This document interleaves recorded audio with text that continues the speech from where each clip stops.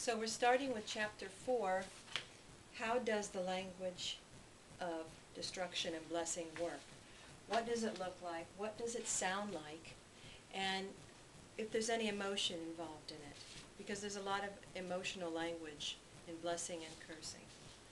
First he talks about elocution, what the word elocution means. And it means basically not so much what the dictionary says on it, it really goes beyond that.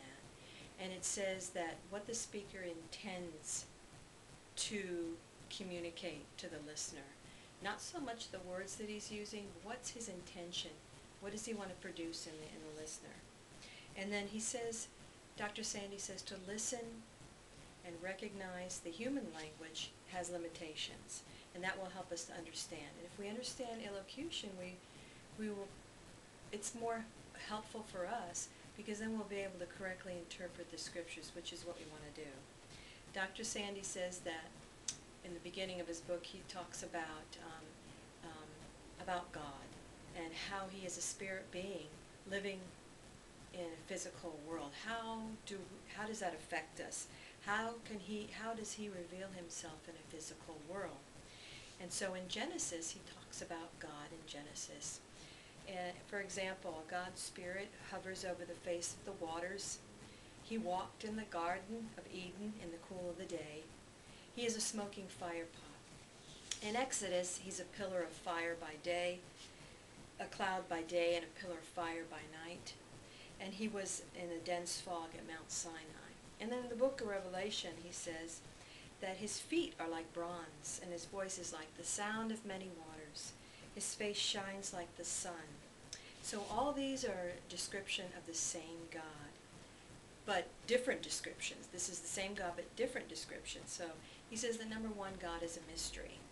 And number two, human language is too limited to describe the unlimited God. So we just get glimpses of him, especially through the prophets, in that metaphorical language. And so that's how we speak about God. We speak in metaphors, and that's how they did. And so to get a better picture of God, we look at a couple of things. So Dr. Sandy said, let's go look at God's wrath and God's love. That will give us a better picture. So for example, in Isaiah, he says, he will make human beings scarcer than pure gold. He will turn streams into pitch and dust into burning sulfur. He will make oppressors eat their own flesh and drink their own blood.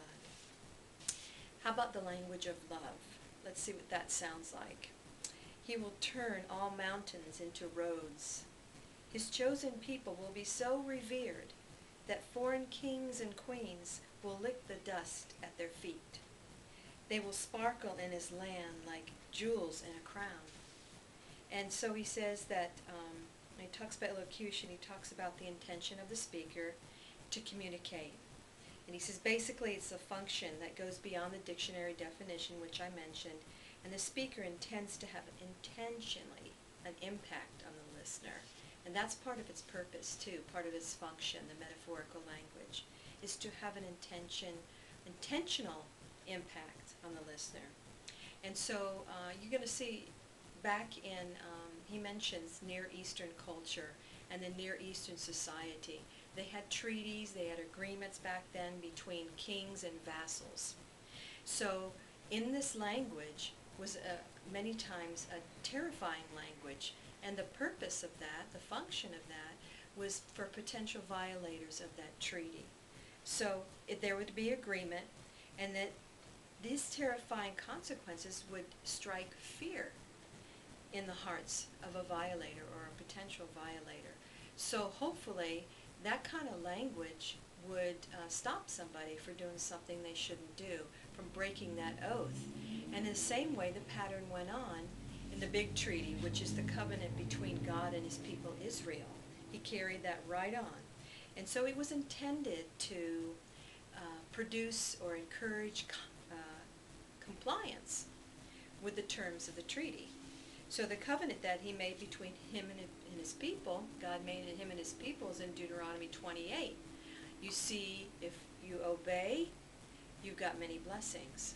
If you disobey, you've got curses on your life. So the book says that that's called retribution theology. So if you were to read a portion of the language of judgment and destruction, and or language of blessing, you'll probably find that it has an emotional impact on you. You might feel sad. If it's the language of judgment and destruction, you'll feel sad, you might feel scared, you might feel without hope, you might feel threatened or downcast, and it's kind of like a downward spiral as they keep adding on these words of judgment and destruction. And it has this emotional impact on you, which is the intention. And then if you look at the same thing with the blessing, you see that it produces an uplift. It produces a sense of hope. It produces a sense of freedom and liberty and even happiness. And that continues on too. And it does emotional things in you. That's the intention, though. The intention is, especially with the language of judgment and destruction, is compliance. And for the people also to imagine in their own hearts and in their own minds how angry God can be and how these things can be fulfilled. And even if there's small details along the way, everything doesn't come out at once, but that he has vengeance. God is a vengeance God. He has righteous indignation. So even though this language is strong, he wants to produce in the hearts and the minds of the people. He wants to produce compliance, and that's the intention of the prophets as they're speaking for God in that same way. In the language of judgment and destruction, one of the things is hyperbole. And so this is, as you know, it's the language of metaphorical language, and it's an exaggeration. But it does what it's supposed to do. It's supposed to heighten the impact of the threats. Plus, the curses seem to be never ending. So, for instance, there's an abundance of crops, right? Those who obey versus no crops. There's an abundance of livestock versus no livestock. There's fertile land versus unfertile land. Food versus no food. Good health versus illness.